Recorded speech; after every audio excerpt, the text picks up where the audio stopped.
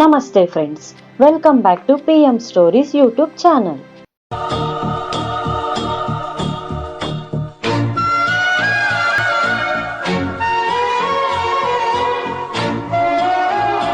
ನಮ್ಮ ಭಾರತದಲ್ಲಿ ಒಂದು ಕಾಲದಲ್ಲಿ ಒಂದು ಕಂಪನಿ ಇತ್ತು.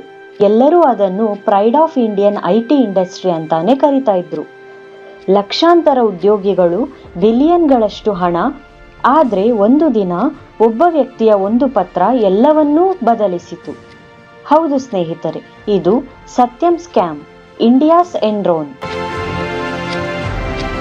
1987ರಲ್ಲಿ ಹೈದರಾಬಾದ್ನಲ್ಲಿ ಒಬ್ಬ ವಿಷನರಿ ಆಂಟ್ರಪ್ರಿನರ್ ರಾಮಲಿಂಗ ರಾಜು ಅವರು ಸತ್ಯಂ ಕಂಪ್ಯೂಟರ್ ಸರ್ವಿಸಸ್ ಎಂಬ ಕಂಪನಿಯನ್ನು ಶುರು ಮಾಡಿದ್ದರು. ಆ ಸಮಯದಲ್ಲಿ IT ಸೆಕ್ಟರ್ ಅಂದ್ರೆ ಹೊಸ ಹೊಸ ಕನಸುಗಳು, ಹೊಸ ಯುಗ. ರಾಜು ಅವರ ಬುದ್ಧಿ, ಮಾರ್ಕೆಟಿಂಗ್ ಮೈಂಡ್, ಲೀಡರ್ಶಿಪ್ ಎಲ್ಲ ಕಂಬೈನ್ ಆಗಿ ಸತ್ಯಂ ಒಂದು ರಾಕೆಟ್ ತರ ಏರಿತು. 2000 ಇಸವಿಯ ವೇಳೆಗೆ ಸತ್ಯಂ became India's 4th largest IT company. Infosys, Wipro, TCS ನಂತರ ಬರುವ ಹೆಸರು. ಅಮೆರಿಕ ಸ್ಟಾಕ್ ಎಕ್ಸ್ಚೇಂಜ್ ನಲ್ಲಿ ಲಿಸ್ಟೆಡ್ ಆಗಿತ್ತು. 50+ ಕಂಟ್ರೀಸ್ ನಲ್ಲಿ ಆಫೀಸಸ್ ಇತ್ತು. ಪ್ರತಿ ಪತ್ರಿಕೆಯಲ್ಲಿ ಹೆಡ್ಲೈನ್ಸ್, ಸತ್ಯಂ ಇಂಡಿಯಾಸ್ ಪ್ರೌಡ್ IT ಫೇಸ್ ಎಂದು. ಆದ್ರೆ ಎಲ್ಲಾ ಸಕ್ಸಸ್ ಸ್ಟೋರೀಸ್ ಹಿಂದೆ ಒಂದು ಡಾರ್ಕ್ ಸೀಕ್ರೆಟ್ ಇದ್ದೇ ಇರುತ್ತೆ. ರಾಜು ಕೂಡ ಅದಕ್ಕೆ ಎಕ್ಸೆಪ್ಷನ್ ಅಲ್ಲ. ಸತ್ಯಂ ಕಂಪನಿಯ ರಿಪೋರ್ಟ್ಸ್ ನೋಡಿದ್ರೆ ಪ್ರಾಫಿಟ್ಸ್ ಬಾಂಬ್ ತರ ಇರೋದು, ಆದ್ರೆ ರಿಯಾಲಿಟಿನೇ ಬೇರೆ.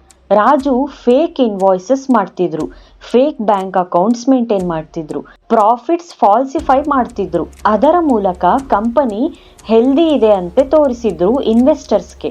ಕಂಪನಿ ಹತ್ತಿರ 7,000 ಕೋಟಿಗೂ ಹೆಚ್ಚು ಕ್ಯಾಶ್ ಇದೆ ಎಂದು ಬುಕ್ಸ್ ನಲ್ಲಿ ತೋರಿಸಿದ್ರು. ಆದ್ರೆ ಆಕ್ಚುಯಲ್ ಆಗಿ ಅದು ಕೇವಲ ಇಲ್ಯೂಷನ್ ಮಾತ್ರ.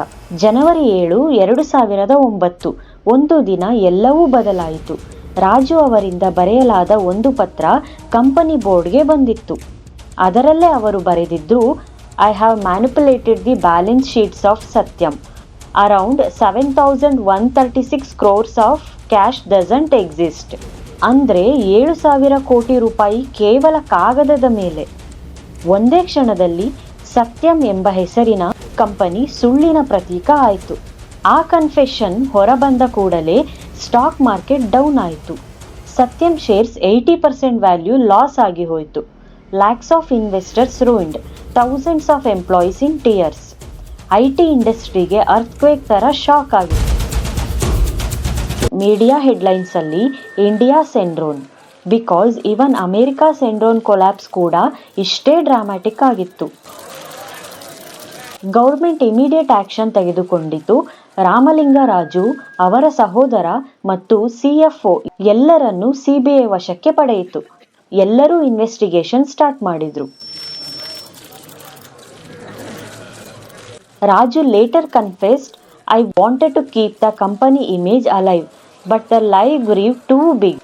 ಆ ಸುಳ್ಳು ಸತ್ಯಂ ಎಂಪೈರ್ ಅನ್ನು ಸಂಪೂರ್ಣವಾಗಿ ನುಂಗಿಬಿಟ್ಟಿತ್ತು.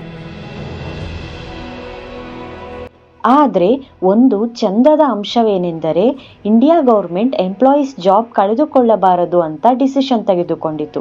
ಅದಕ್ಕಾಗಿ ಬಿಡ್ಡಿಂಗ್ ಪ್ರೊಸೆಸ್ ಅನೌನ್ಸ್ ಮಾಡಿತು. ಫೈನಲಿ ಟೆಕ್ ಮಹೀಂದ್ರ ಸತ್ಯಂ ಅನ್ನು ಟೇಕ್ ಓವರ್ ಮಾಡಿ ಕಂಪನಿಯನ್ನು ಮಹೀಂದ್ರ ಸತ್ಯಂ ಅಂತ ರೀನೇಮ್ ಮಾಡಿತು. ನಂತರ ಅದು ಟೆಕ್ ಮಹೀಂದ್ರ ಜೊತೆ ಮರ್ಜ್ ಆಗಿ ಇವತ್ತು ಸ್ಟೇಬಲ್ ಕಂಪನಿಯಾಗಿ ಬದುಕಿದೆ. ಈ ಸ್ಕ್ಯಾಮ್ನಿಂದ ಇಂಡಿಯಾ ಒಂದು ದೊಡ್ಡ ಪಾಠವೇ ಕಲಿತಿದೆ. ಕಾರ್ಪೊರೇಟ್ ಹಾನೆಸ್ಟಿ ಅಂದ್ರೆ ಆಪ್ಷನ್ ಅಲ್ಲ, ಅದು ಸರ್ವೈವಲ್ಗಾಗಿ ಎಸೆನ್ಷಿಯಲ್. ಸತ್ಯಂ ಸ್ಕ್ಯಾಮ್ ನಂತರ ಕಾರ್ಪೊರೇಟ್ ಗವರ್ನೆನ್ಸ್ ರೂಲ್ಸ್ ಬದಲಾಗಿದ್ವು. ಆಡಿಟಿಂಗ್ ಸ್ಟ್ಯಾಂಡರ್ಡ್ಸ್ ಟೈಟ್ ಆಯ್ತು, ಅಕೌಂಟಬಿಲಿಟಿ ಇನ್ಕ್ರೀಸ್ ಆಯ್ತು. ಒಬ್ಬ ವ್ಯಕ್ತಿಯ ಗ್ರೀಡ್ ಲಕ್ಷಾಂತರ ಜನರ ಕನಸು ಕ್ರಶ್ ಮಾಡ್ತು. ಸತ್ಯಂ ಅಂದ್ರೆ ಟ್ರುತ್ ಅನ್ನೋ ಅರ್ಥ. ಆದರೆ ಐರಾನಿ ಏನೆಂದರೆ, ಅದೇ ಕಂಪನಿ ಸುಳ್ಳಿನ ಅರ್ಥಕ್ಕೆ ಚೇಂಜ್ ಆಯ್ತು. ನಿಜ ಯಾವಾಗಲೂ ಸ್ಲೋ ಆಗಿರಬಹುದು, ಆದರೆ ಸುಳ್ಳು ಯಾವಾಗಲೂ ಕುಸಿಯುತ್ತೆ. ಇದು ಸತ್ಯಂ ಸ್ಕ್ಯಾಮ್, ಇಂಡಿಯಾಸ್ ಎನ್ರಾನ್. ನಿಮಗೆ ಏನನಿಸುತ್ತೆ? ಇವತ್ತಿನ ಕಾರ್ಪೊರೇಟ್ ವರ್ಲ್ಡ್ ಹಾನೆಸ್ಟ್ ಆಗಿದೆಯಾ? ಕಮೆಂಟ್ ಮಾಡಿ ಹೇಳಿ. ಮತ್ತು ಇಂತಹ ರಿಯಲ್ ಸ್ಟೋರೀಸ್ ಬೇಕಾದ್ರೆ ಸಬ್ಸ್ಕ್ರೈಬ್ ಮಾಡಿ ನಿಮ್ಮ ಚಾನಲ್ PM ಸ್ಟೋರೀಸ್. ಎಂದು ಆಗದು ಮುಂದೆ ಸಾಗದು ಅನ್ನೋ ಮಾತನ್ನೆಲ್ಲ ಮರಿಬೇಕು. ಈ ಬದುಕಲಿ ಪ್ರತಿ ಹೆಜ್ಜೆಗೂ ಒಂದು ಭರವಸೆ ಇರಬೇಕು.